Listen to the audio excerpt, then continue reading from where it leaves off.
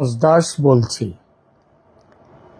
বাংলাদেশের হাদি হত্যায় ভারত জড়িত। অমিত শাহের নাম করে গতকাল ধর্ণা মঞ্চ থেকে একথা বলেছেন প্রাক্তন মুখ্যমন্ত্রী মমতা বন্দ্যোপাধ্যায়। আজকের এই আলোচনার বিষয়টি হচ্ছে এই যে গতকাল যে কথা বলেছেন মমতা বন্দ্যোপাধ্যায়, সেই কথাটি কেন বললেন তিনি, এই কথাটার সত্যতা আছে কি না, এই সমস্ত বিষয় নিয়ে। আগেই বললাম, আপনারা জানেন যে গতকাল কলকাতায় মমতা ব্যানার্জি ধর্ণা মঞ্চে বসেছিলেন। তার ভ্রাতুষ্পুত্র তার অভিষেক বন্দ্যোপাধ্যায়, তার উপরে তিনি সোনারপুরে যাওয়ার পরে তার উপরে কিছু ডিম ছোড়া হয়েছে, দু একটা জুতোও ছোড়া হয়েছে কিছু, এইসব নিয়ে তিনি আহত হয়েছেন। তাকে নাকি মেরে ফেলার প্ল্যান হয়েছিল। এই বিষয়টা নিয়ে তিনি ধর্নায় বসেছিলেন। কিন্তু ধর্নায় বসুন, ঠিক আছে, ধর্নায় বসার অধিকার তার আছে, তিনি ধর্নায় বসুন। কিন্তু এই ধর্না মঞ্চ থেকে তিনি এমন এক বিস্ফোরক মন্তব্য করেছেন, যা শুধু পশ্চিমবঙ্গ নয়, ভারত বাংলাদেশ সম্পর্ক, কেন্দ্র রাজ্য সম্পর্ক, এমনকি সবচেয়ে বড় কথা রাজনৈতিক নৈতিকতার প্রশ্ন নতুন করে সামনে এনে দিয়েছে। অভিযোগটা কি? দাবি করা হয়েছে বাংলাদেশে ওসমান হাদির যে হত্যাকাণ্ড ঘটেছিল, সেই হত্যাকাণ্ডে ভারত জড়িত। এবং এই খবরটি বাংলাদেশ, ভারত, সর্বত্র বিভিন্ন পত্রপত্রিকায় এই খবর উদ্ধৃত করেছে। তিনি শুধু ভারত জড়িত বলেই থামেননি, তিনি অমিত শাহের নাম করে বলেছেন, যখন পশ্চিমবঙ্গের সিআইডি বনগা সীমান্তের কাছে এই হত্যাকাণ্ডে অভিযুক্ত দুই ব্যক্তিকে গ্রেপ্তার করেছিল, তখন নাকি ভারতের স্বরাষ্ট্রমন্ত্রী অমিত শাহ ফোন করে সেই খবর চেপে রাখতে বলেছিলেন তাকে। আর এই অভিযোগ করেছেন এমন এক ব্যক্তি যিনি নিজেই গত 15 বছর ধরে পশ্চিমবঙ্গের মুখ্যমন্ত্রী ছিলেন। এখন প্রশ্ন হচ্ছে, এই বক্তব্যের অর্থ কি? কেন বললেন? এটা কি সত্যি কোনো ভয়ঙ্কর গোপন তথ্য ফাঁস করলেন তিনি, নাকি এটা নিছক রাজনৈতিক নাটক, নাকি তার থেকেও বড় কিছু, একটি নির্দিষ্ট ভোট ব্যাংক ও মানসিক পরিসরে নিজের অবস্থান পুনর্গঠনের চেষ্টা? প্রথমেই একটা কথা পরিষ্কার করে নেওয়া দরকার, এটা বড় অভিযোগ, খুব বড় অভিযোগ। এত বড় অভিযোগ প্রমাণ ছাড়া করা অত্যন্ত গুরুতর বিষয়।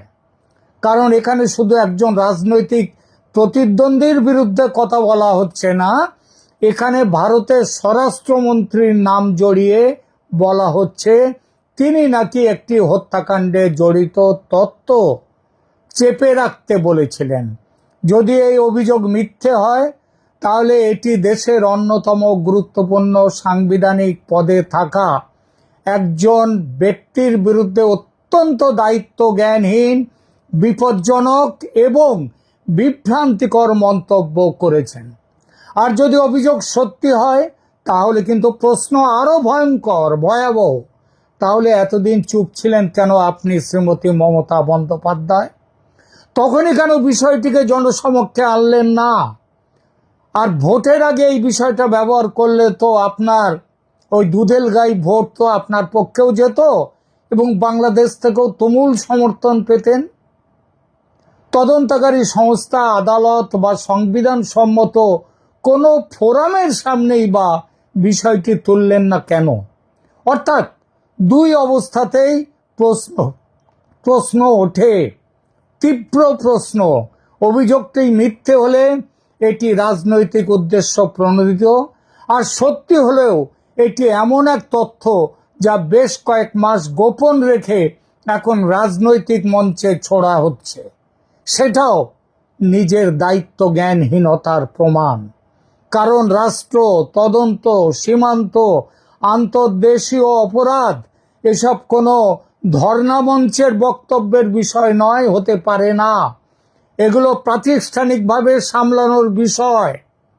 তিনি মন্ত্রগুপ্তির শপথ নিয়ে এসে এই খবর ফাঁস করছেন, একটা মিথ্যে খবর এইভাবে বলছেন, সত্যি হলেও বলি এই কথাগুলো বলছেন একটি ধর্ণা মঞ্চে। এটা তার মন্ত্রগুপ্তির শপথের ভঙ্গ। এখানে আরেকটি গুরুত্বপূর্ণ দিক আছে। একজন মুখ্যমন্ত্রী বা প্রাক্তন মুখ্যমন্ত্রী যখন সংবেদনশীল অপরাধ তদন্ত, কেন্দ্রীয় স্বরাষ্ট্রমন্ত্রীর ফোন কল, সীমান্ত এলাকা গ্রেপ্তারি, এসব প্রসঙ্গ জনসভা বা ধর্ণা মঞ্চে তুলে ধরেন, তখন তিনি শুধু রাজনৈতিক বার্তা দেন না, তিনি রাষ্ট্রীয় প্রক্রিয়ার ওপরেও প্রশ্ন তুলে দেন। এর ফলে সাধারণ মানুষের কাছে কি বার্তা যায়? বার্তাটা যায় ভারতের তদন্ত, নিরাপত্তা, প্রশাসনিক স্তর সবকিছুই একটা রাজনৈতিক ষড়যন্ত্রের অংশ।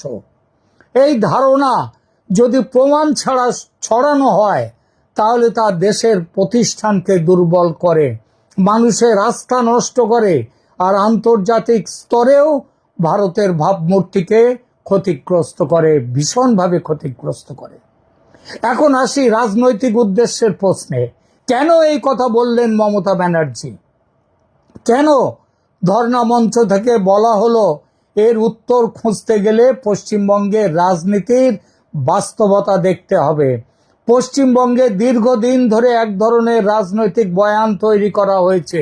দিল্লি একদিকে, বাংলা আর একদিকে, কেন্দ্র একদিকে, রাজ্য আর একদিকে।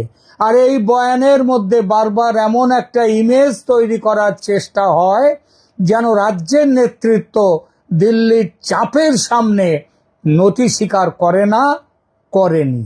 এই বক্তব্য সেই পুরনো রাজনৈতিক স্ক্রিপ্টের সঙ্গেই মিলে যায়।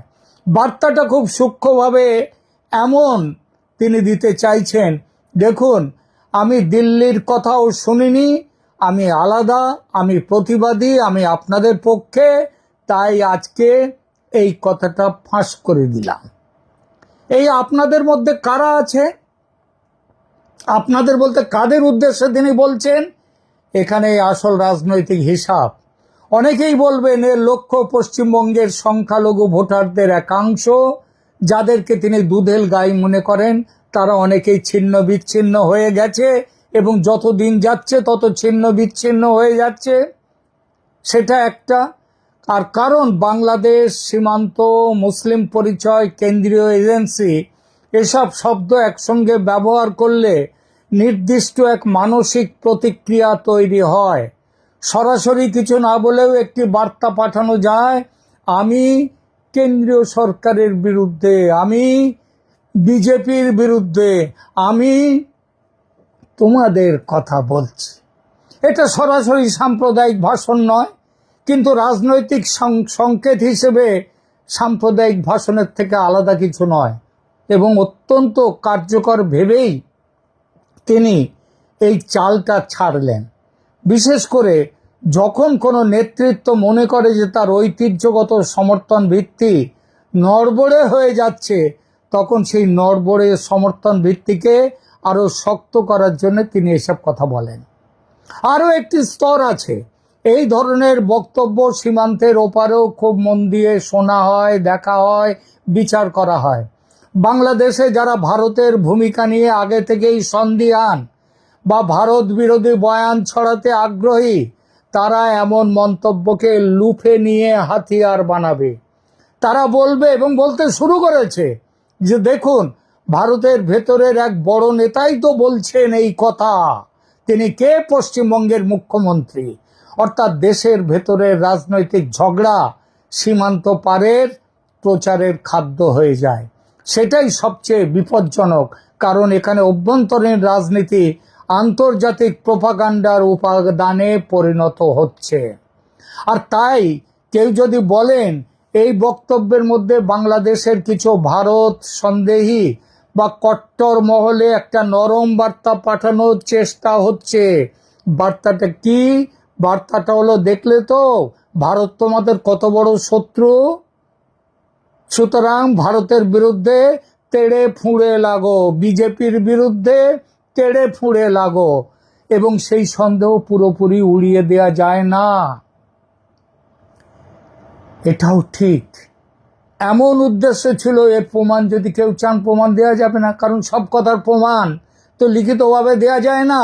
কিন্তু রাজনীতিতে ইন্টেনশন অনেক সময় সরাসরি বলা হয় না, সেটা বোঝা যায় বক্তব্যের সময়, প্রেক্ষাপট, শব্দচয়ন এবং কাদের উদ্দেশ্যে সম্ভাব্য শ্রোতাদের বিশ্লেষণ থেকে।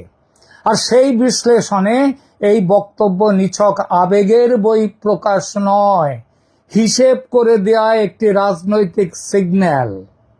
এবং এখানেই সবচেয়ে বড় আপত্তি, একটি আঞ্চলিক রাজনৈতিক লাভের জন্য যদি কেউ এমন কথা বলেন যার ফলে ভারতের স্বরাষ্ট্র ব্যবস্থা, সীমান্ত নিরাপত্তা, কেন্দ্রীয় প্রতিষ্ঠানের বিশ্বাসযোগ্যতা এবং প্রতিবেশী দেশের সঙ্গে সম্পর্ক সব কিছু নিয়ে সন্দেহ তৈরি হয়, তাহলে সেটাকে কেবল রাজনৈতিক বক্তব্য বলে হালকা করে দেখা যায় না।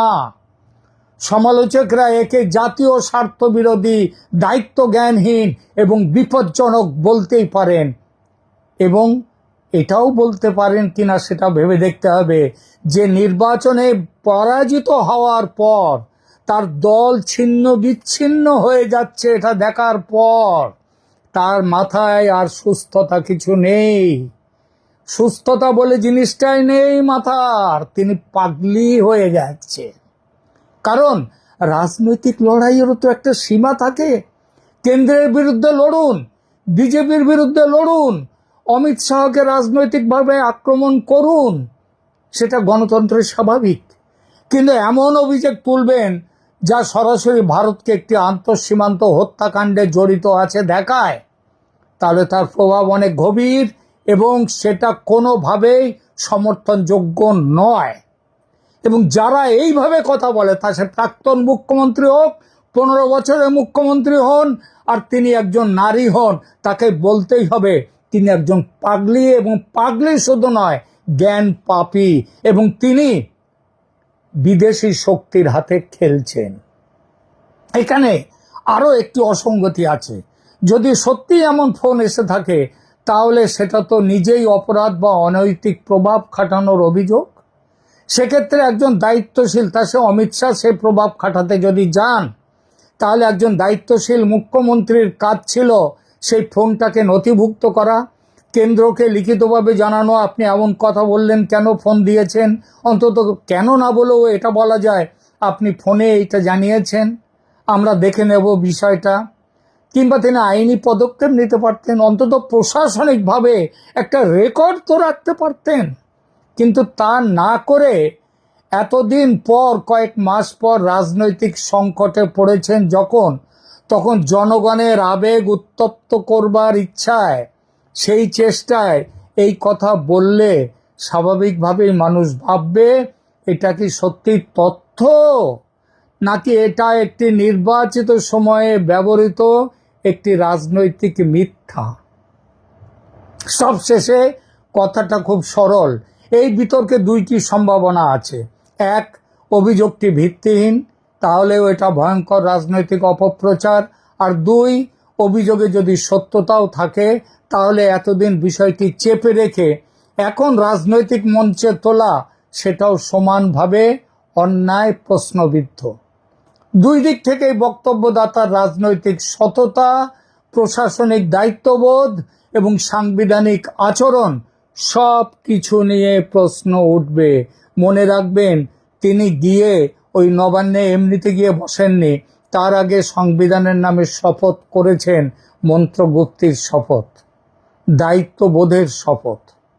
ভারতের রাজনীতিতে মতভেদ থাকবে, সংঘাত থাকবে, তীব্র ভাষাও থাকবে, কিন্তু রাজনৈতিক লড়াই আর রাষ্ট্রীয় দায়িত্ব, এই দুইয়ের সীমারেখা যদি কেউ মুছে দিতে শুরু করেন, তখন ক্ষতি শুধু একটি দলের হয় না, ক্ষতি হয় দেশের।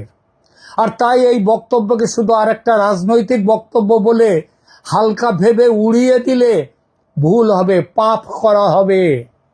এটা আসলে দেখিয়ে দিল ক্ষমতা টিকিয়ে রাখা বা সমর্থন ধরে রাখার তাগিদে মমতা ব্যানার্জির মতো এক নেত্রী কত নিচে নামতে পারেন, কত নিচে।